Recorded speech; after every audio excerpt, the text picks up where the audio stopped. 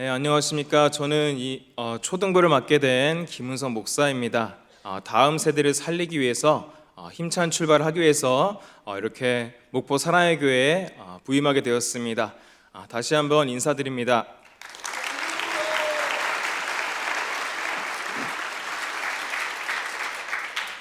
오늘 우리가 모여 하나님의 말씀을 묵상할 때 우리의 마음과 영혼 가운데 하나님의 은혜와 평강이 함께하길 소망합니다.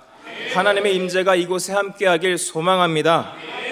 우리가 신앙생활을 하면서 수많은 도전과 시험과 어려움을 마주하게 되는데요, 그 속에서 하나님의 은혜라는 것은 우리의 삶을 지탱하고 인도하는 중심적인 힘이 됩니다.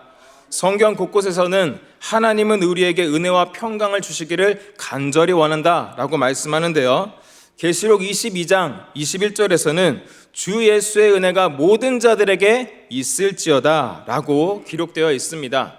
이 말씀은 신약 성경의 마지막 성경 구절로 하나님의 깊은 소망과 사랑을 나타냅니다. 바울은 그의 서신들을 통해서 이 메시지를 계속해서 반복적으로 강조하는데요, 로마서, 또 고린도전서, 갈라디아서에서 바울은 하나님의 은혜와 평강이 교회에 임하기를 기도하며 이러한 축복의 말씀으로 각 서신을 시작합니다. 우리 로마서 1장 7절 말씀을 함께 보도록 하겠습니다. 함께 읽겠습니다. 로마에서 하나님의 사랑하심을 받고 성도로 부르심을 받은 모든 자에게 하나님 우리 아버지와 주 예수 그리스도로부터 은혜와 평강이 있기를 원하노라. 그리고 나서 고린도 교회의 서신을 보낼 때도 다시 한번 얘기하는데 함께 읽습니다. 하나님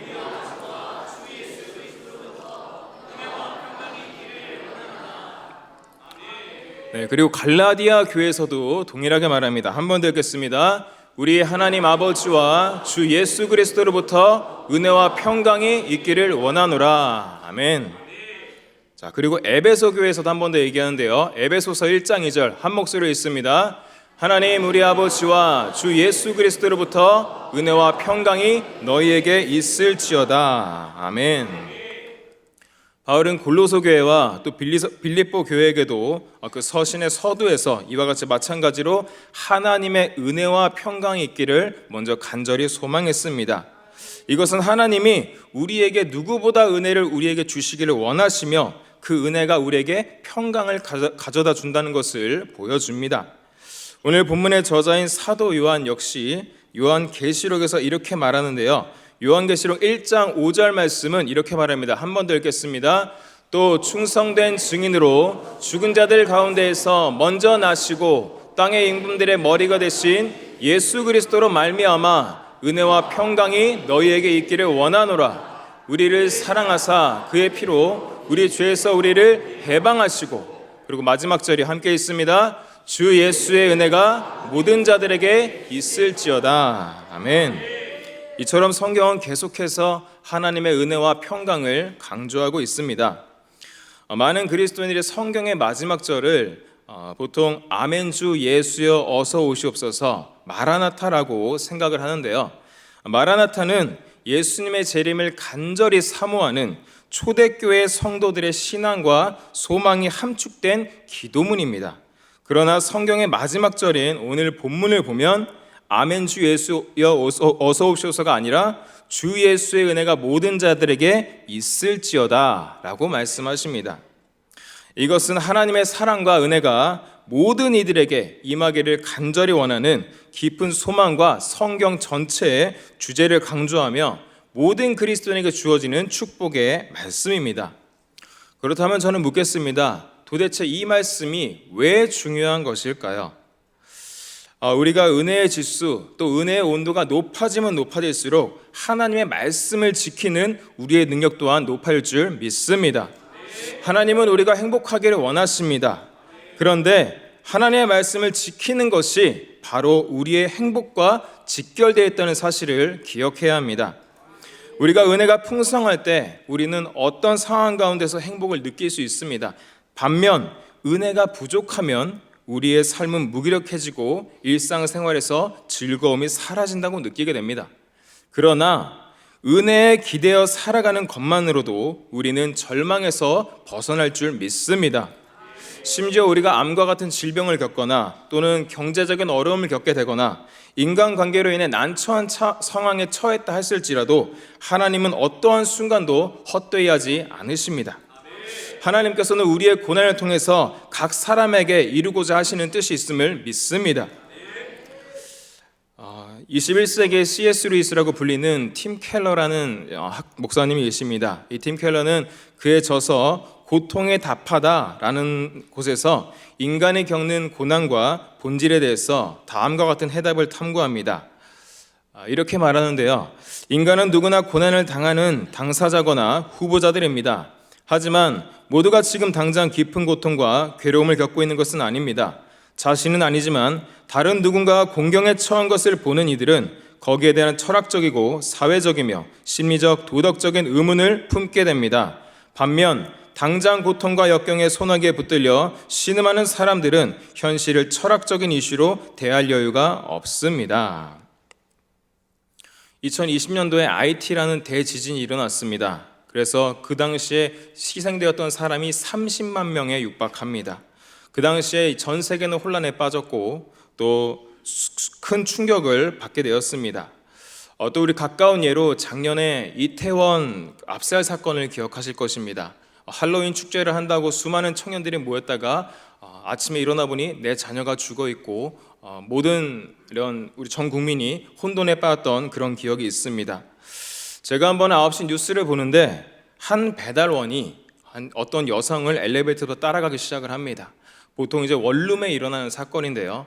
엘리베이터를 타고 그 남성이 여성과 그대로 동행을 합니다. 그리고 여성은 자연스럽게 비밀번호를 누르고 집에 들어가게 됩니다. 들어가는데 보통 원룸 집의 문이 빨리 닫히나요? 조금 천천히 닫히게 되죠. 그 틈새를 놓치지 않고 강도가 침입하여서 여성을 겁탈하는 장면이 있었습니다. 그런데 여성이 먼저 올라갔고 남자친구는 주차를 하고 나서 뒤늦게 그 여자를 따라가게 됩니다. 남자친구가 집 안에 들어갔을 때 이미 겁탈을 시작하고 있었고 그 겁탈하는 범죄자를 남자친구가 뜯어 말리자 그 범인이 남자친구를 흉기로 수십 번을 찔러서 남자친구는 식물인간이 되어버렸습니다. 일평생 마비 신세로 살게 됐는데요. 이러한 것을 보면서 우리가 뉴스에서 접할 수 있는 또 우리가 실제로 접하는 그런 수많은 크고 작은 일들을 생각한다면 우리의 삶이란 언제 어디서 무엇이 어떤 사건이 터질지 모르는 시한폭탄과 같은 삶을 살고 있다는 생각이 듭니다. 그래서 셰익스피어는 고난에 대해서 이렇게 말했습니다. 아침마다 새로운 과부들이 아우성치고 새로운 고아들이 울부짖으며 새로운 슬픔이 하늘에 낯을 치니. 고난을 겪는 사람들의 마음은 이렇게 말하죠. 선하신 하나님, 사랑이 많으신 하나님, 정의로우신 하나님, 사랑이 넘치시는 하나님이신데 어떻게 이처럼 참담하고 고통스러운 일들을 허락할 수 있습니까? 하나님이 살아계신다면 어떻게 저에게 이런 일을 일어나게 하십니까? 라고 말합니다. 고통이 깊어질수록 그 마음 속에서 의문과 회의가 자라나기 마련이죠.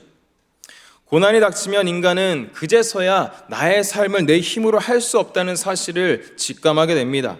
그리고 고난이 심하면 심할수록 하나님이 계시지 않는 것처럼 냉정하게 느껴지기도 합니다. 심지어 고난이라는 그 구름에 가리워져서 그 구름 뒤에 있는 태양을 보지 못하게 되는 것입니다. 그러나 다윗은 시편 34편에서 하나님이 없는 것처럼 보이는 순간에도 그것이 사실이 아니라는 것을 확신하며 고백을 합니다. 우리 다 함께 시편 34편 18절 말씀을 한 목소리로 읽겠습니다.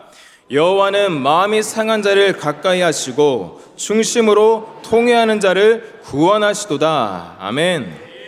다윗이 이러한 고백을 할 수 있었던 이유는 그가 실제로 건지시고 구원하시는 하나님을 체험했기에 나온 고백이었습니다. 이 말씀은 다윗의 고백처럼 하나님이 우리의 고난 속에서도 함께 하신다며 함께 하시고 저와 여러분을 구원하신다는 변함없는 진리인 줄 믿습니다. 깊은 고난의 걸작기를 건너다 보면 이런 생각이 듭니다. 하나님, 어째서 나를 이런 일들이 벌어지게 놔두십니까? 동시에 어떻게 하면 앞으로 이 고난을 이겨나갈 수 있을까요? 나 어떻게 해야 될까요? 한 인간으로서 품위를 잃지 않으면서 이 역경을 헤쳐나갈 방법이 무엇입니까? 라고 인생의 본질에 대해서 중대한 질문을 던지게 됩니다. 저는 고난을 생각하면 풀무불이 떠오릅니다. 여러분들 풀무불 생각하시면 용광로를 생각하실 텐데요. 이렇게 뜨겁게 달아오른 물질을 함부로 만진다는 건 굉장히 위험합니다. 그러나 이 뜨겁게 만든 이 용광로에서 만든 그 도구를 적절하게 쓴다면 파괴적이지 않습니다. 예를 들어 도자기를 만들 때 하나의 도자기를 빚으려면 1000도씨 이상에서 도자기를 빚어야 됩니다. 그렇게 1000도씨가 넘은 뜨거운 풀무불에서 탄생한 도자기, 뜨거운 풀무불을 지나간 그 도자기는 형태를 빚고 정제되고 순도가 높아져 아주 값비싼 훌륭한 도자기로 빚어지기 마련입니다. 어려운 시기를 당당히 맞설 때 믿음으로 견디면 우리는 더 훌륭하고 강건하고 고귀한 성품과 활기찬 기운을 지닌 사람으로 성장할 줄 믿습니다. 그렇다면 그런 어려운 시기를 주님과 함께 나가려면 구체적으로 무엇을 어떻게 해야 될까요? 우리가 고난이라는 건 다 압니다. 앞으로 어떻게 해야 되냐는 말입니다.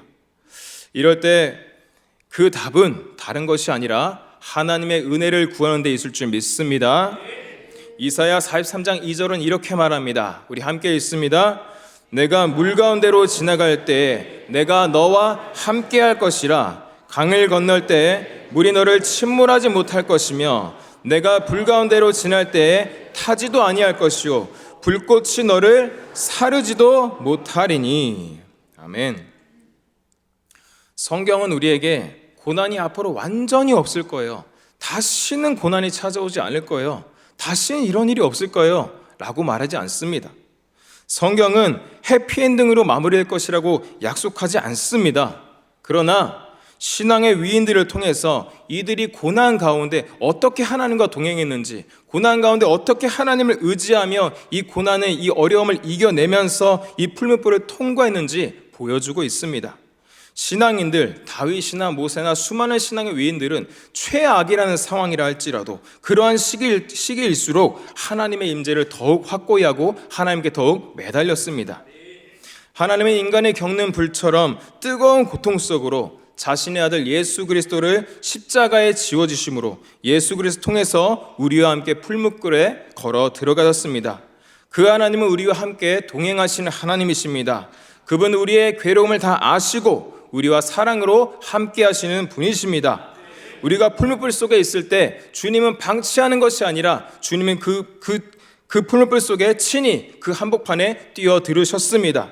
이로 인해서 우리는 그분을 바라보며 고통 속에서도 소진되는 것이 아니라 더 나은 인간으로 빚어지리라는 사실을 깨닫게 됩니다. 내가 너와 함께하리라. 환난을 통해 축복을 만들고 내 아픔을 통해 너를 더욱 거룩하게 할 것이다. 이 약속이 우리의 삶을 변화시키는 힘이 된다는 사실입니다. 하나님의 은혜는 우리가 필요로 하는 것만 허락하십니다. 이 은혜 덕분에 저와 여러분이 다시 한번 일어날 줄 믿습니다.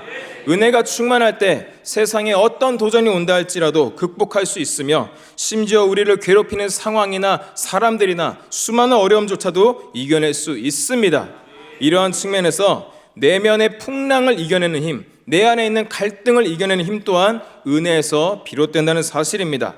은혜가 있기 때문에 평강도 있고요. 그래서 은혜와 평강이 우리에게 함께 있을지어다 라는 말씀을 주십니다. 이 말씀이 저와 여러분에게 새 힘과 큰 위로가 될 줄 믿습니다.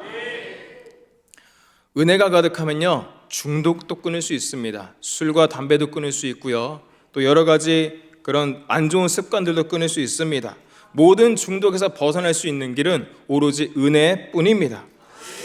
우리 사진 한번 보여주실까요? 사진을 보여주시면 영어로 적혀 있는데 제가 간단히 설명을 드리겠습니다. 저 여자분이 지금 흙탕물을 이제 가지고 있는데 여기서 상징하는 것이 저 흙탕물이 우리의 마음과 인생이에요. 흙탕물이 우리의 마음과 인생인데 상처와 혼란을 상징합니다. 잔에 흙탕물이 가득한 것처럼 이 물은 계속해서 고여 있습니다. 즉 우리가 살아가면서 저와 여러분들 수많은 크고 작은 어려움과 갖가지의 스토리들이 있을 거예요. 지우고 싶어도 지워지지 않는 상처와 어려움들이 있을 것입니다. 기억들이 있을 것입니다. 마음 같아서는 저 흙탕물을 다 비워내버리고 싶고 다 없애버리고 싶고 깨끗하게 다 살고 싶은데 여기서 다시 태어날 수 있는 분이 있으실까요? 다시 엄마 뱃속에 들어나서 태어날 수 있는 사람이 있습니까? 아무도 없습니다. 자, 그렇다면 이 흙탕물을 어떻게 하면 맑고 깨끗한 물로 바꿀 수 있을까요? 자, 다음 사진 보시기 바랍니다. 저기 물이 바로 생수인데요. 이게 제가 동영상으로 하지 않고 사진으로 찍어왔지만 저 생수를 계속해서 부으면 일단 밑에 있는 침전물들이 뽀글뽀글 계속 올라옵니다. 그리고 계속해서 붓다 보면은 모든 침전물이 나와서 결국 물이 깨끗해지게 되는 것입니다. 우리의 인생도 마찬가지입니다. 마음은 씻고 씻어도 또 더러워집니다. 매일매일 세수를 해도요, 기름기가 끼고요, 눈곱이 끼고요, 콧물이 생기게 마련입니다. 이것처럼 이 생수를 저는 하나님의 은혜라고 비유하고 싶습니다. 이것이 우리의 일상에 주어지는 하나님의 은혜입니다. 우리가 하나님께 가까이 갔을 때 우리가 마음에 있는 흙탕물과 내 마음에 가득한 이 상처와 진흙물들을 없애고 싶다면 끊임없이 하나님의 은혜를 붓고 하나님을 찾아야 할 줄 믿습니다. 더욱 하나님을 찾으시는 여러분들 되시길 바랍니다. 하나님께 가까이 가는 여러분들 되시기 바랍니다. 흙탕물이 짙으면 짙을수록 그 가운데 생수를 부어주면 부어줄수록 흙탕물은 점점 정화되기 마련입니다. 생수의 근원이신 하나님께 나아가시고 생수의 근원이신 하나님을 붙드시는 저와 여러분 되시길 간절히 소망합니다. 기도의 자리를 사모하십시오. 기도는 하나님과의 대화이고 호흡이고 하나님과 숨쉬는 작용입니다. 우리는 보통 기도의 제목이 있을 때만 기도의 자리에 나와요. 저부터도 기도의 자리를 더 사모해야 되지만 우리는 보통 기도의 제목이 있기 때문에 기도의 자리에 나오는 것이 일반이지만 기도의 제목이 없다 할지라도 그저 내가 하나님 안에 거하는 것, 기도의 자리에 나와서 하나님 임재 안에 거하는 것, 그 날개 아래에 거하는 것, 그거 자체, 하나님과 호흡하는 것, 숨쉬는 것, 그 자체가 은혜고 하나님의 복인 줄 믿습니다. 기도의 자리가 어색하고 기도가 잘 되지 않을 때, 기도의 자리가 때론 지루하고 힘들게 느낄 때도 있습니다. 하지만 은혜가 임하면 기도가 즐거워질 줄 믿습니다. 예배도 마찬가지입니다. 예배는 하나님을 섬기는 거룩한 행위입니다. 예배라는 것의 원어적인 의미를 보면요, 종이 주인에게 인사할 때, 종이 주인에게 문안할 때 존경의 표시로 머리를 조아리며 발에 입을 맞추는 것입니다. 결국 예배는 하나님을 향한 존경과 경외심이 수반된 엄숙한 행위이자 유일한 예배 대상인 하나님을 의식하며 전인격적으로 그분을 경배하고 하나님의 높이시는 은총을 찬양하는 거룩한 행위입니다. 우리는 예배를 통해서 하나님을 전인격적으로 만날 수 있습니다. 예배와 기도를 통해서 우리의 내면의 잔을 생수로 채울 수 있습니다. 이제 제가 부임한 지 3주가 다 돼갑니다. 아직도 많이 좀 어색하고 많이 좀 긴장되고 많이 얼어 있습니다. 제가 긴장된 것처럼 보이시나요? 엄청 긴장했습니다. 지금도 굉장히 되게 얼어 있고 단단한 상태인데 더 긴장되는 사건이 있어요. 이제 1, 2월 달이 되면은 수련회와 또 성경학교가 찾아옵니다. 청년부를 비롯해서 주일학교에서 또 각 부서에서 이런 겨울 집회를 또 준비하게 됩니다. 1년 사역 중에 이제 출발점이 되고 또 신호탄이 되고 에너지 소모가 심한 그런 시즌입니다. 근데 제가 물론 목포 사랑의 교회 성경학교를 준비한 적은 없지만 지금까지 제가 10년 이상 사역자 생활하면서 성경학교를 준비하면서 느끼는 것은 아무리 행정적으로 퍼펙트하게 준비된다 할지라도 아무리 재정적으로 문제가 없다 할지라도 기도가 부족하면 문제가 발생한다는 것입니다. 아니 문제가 발생하지 않는다 할지라도 기도가 부족한 성경학교는 은혜의 지수가 낮다는 결론이 저의 결론입니다. 기도를 하는 것은 물론 저와 여러분의 영역이지만 그 기도를 통해 역사를 이루시는 것은 하나님의 영역인 줄 믿습니다. 우리가 성경학교와 수련회를 준비하지만 하나님의 도움 없이는 어떠한 은혜로운 집회도 기대할 수 없습니다.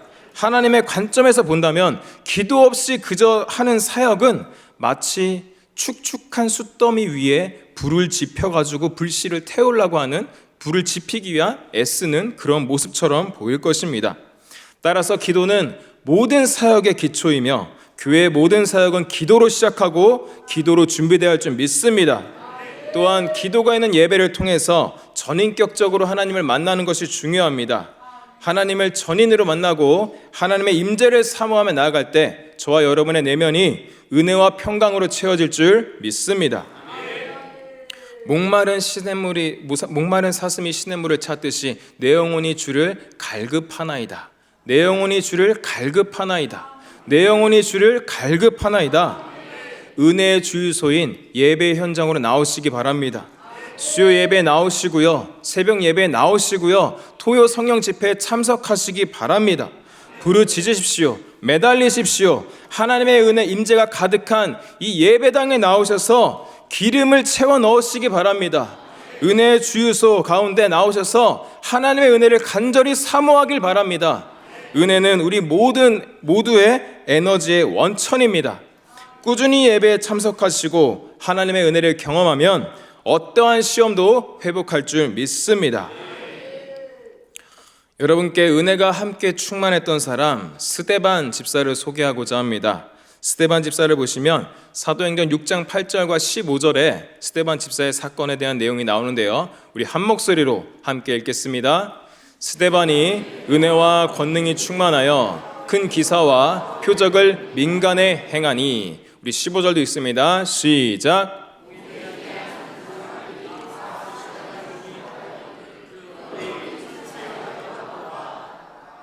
스데반의 얼굴이 어떻다고요?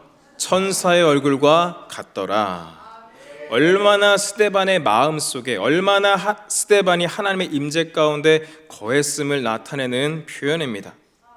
어떻게 스데반이 이렇게 은혜가 충만할 수 있었을까요? 그 비밀은 항상 예수님께 시선이 고정되어 있다는 사실입니다. 사도행전 7장 56절은 이렇게 말합니다. 말하되 보라, 하늘이 열리고 인자가 하나의 우편에 서신 것을 보노라 함되. 자, 그리고 59절 60절 말씀도 함께 보겠습니다.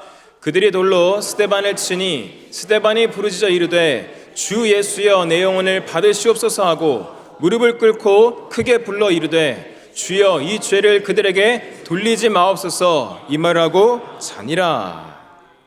스데반은 하늘이 열리고 예수님이 하나님 우편에 계신 것을 보았습니다. 그리고 마지막 순간에도 스데반은 예수님의 사랑과 용서의 기도를 되풀이하면서 저들을 용서해 주시옵소서, 내 영혼을 받으시옵소서 라고 고백을 합니다. 이것을 보면 겟세마네 사건에서 십자가의 길을 앞두고 기도하신 예수님의 모습이 떠오릅니다.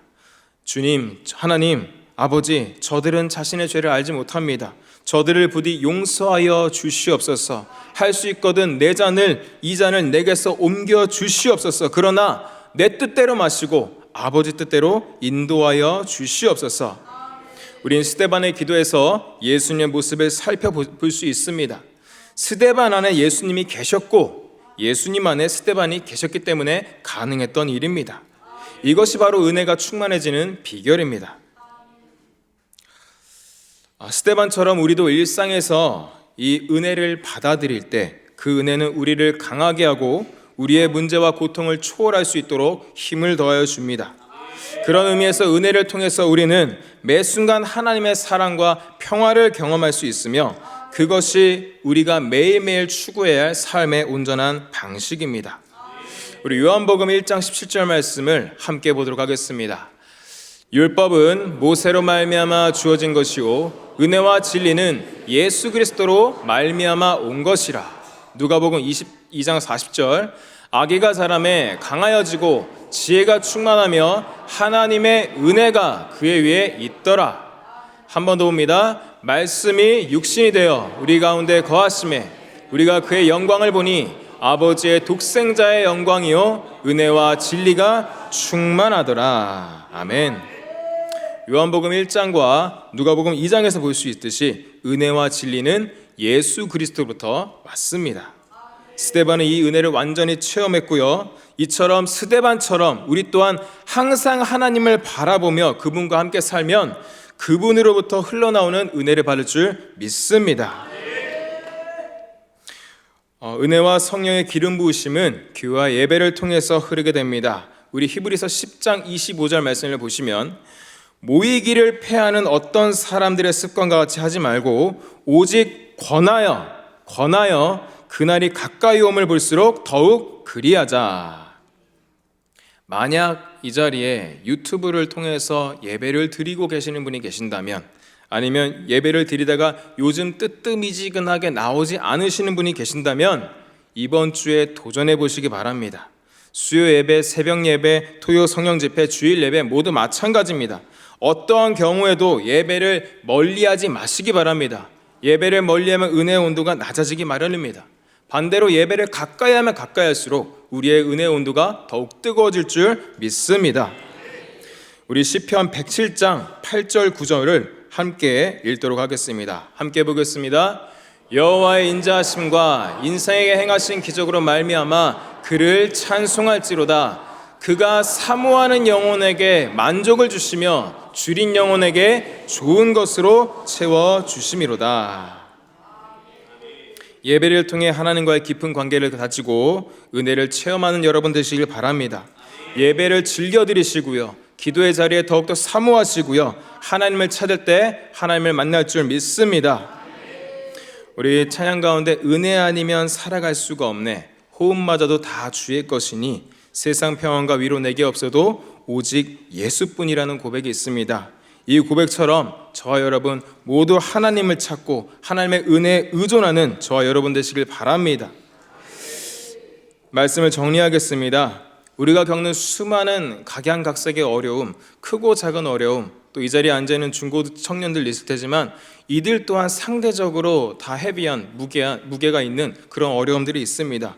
이 모든 어려움 속에서도 하나님의 은혜를 의지하고 살아가는 여러분 되시길 바랍니다. 모든 것을 주님께 맡기고요, 주님의 평안을 찾고 은혜로운 삶을 살아가기를 주님의 이름으로 소망합니다.